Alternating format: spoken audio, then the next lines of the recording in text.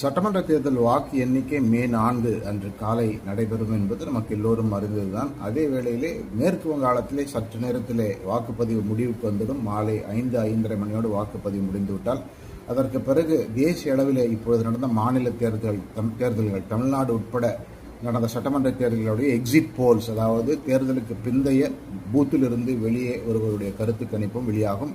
இந்த கருத்து கணிப்புகள் பெருவாரியாக எப்படி போகும் அல்லது இந்த கருத்து கணிப்புகள் வெளிவருவது உண்மையாக மாறுமா என்பதை பொறுத்து தான் பார்க்க வேண்டும்.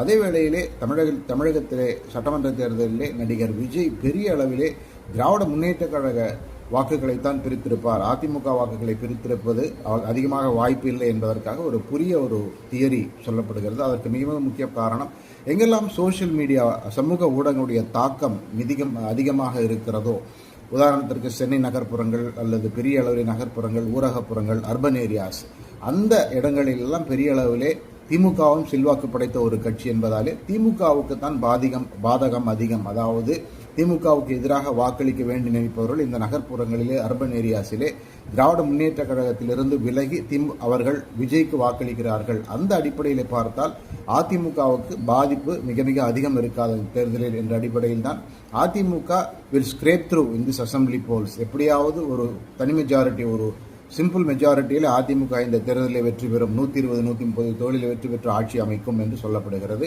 நடிகர் விஜயுடைய கட்சி தமிழக வெற்றி கழகம் 8-15% வாக்குகளை பெற்றாலுமே கூட 2-5 தொகுதிகளுக்கு மேல் அவர்களுக்கு கிடைப்பதற்கு வாய்ப்பே கிடையாது என்றும் சொல்லப்படுகிறது. இந்த அடிப்படையில் பார்த்தால் அநேகமாக திராவிட முன்னேற்ற கழகத்திற்கு 60, 70 அல்லது 80 தொகுதிகள் அதிகபட்சமாக கிடைக்கக்கூடும் என்றும் சொல்லப்படுகிறது.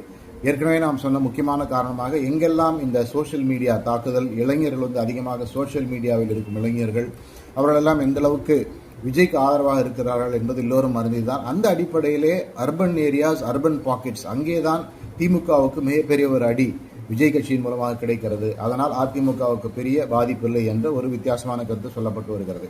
அதே வேளையிலே திமுகவுடைய கூட்டணி கட்சிகளுடைய காங்கிரஸ் கட்சி, விடுதலை சிறுத்தைகள் கட்சி, பிற கட்சிகள், அவருடைய வாக்குகள் பெரிய அளவிலே சரிந்து, அதே போல நாம் தமிழர் வாக்கு வங்கியுமே பெரிய அளவிலே சரிந்து அதிலே பலருமே விஜய்க்கு வாக்களித்திருப்பதாலே உறுதியாக திராவிட முன்னேற்ற கூட்டணிக்கு தான் விஜயால் பெரிய ஆபத்து என்று இப்போது சொல்லப்படுகிறது.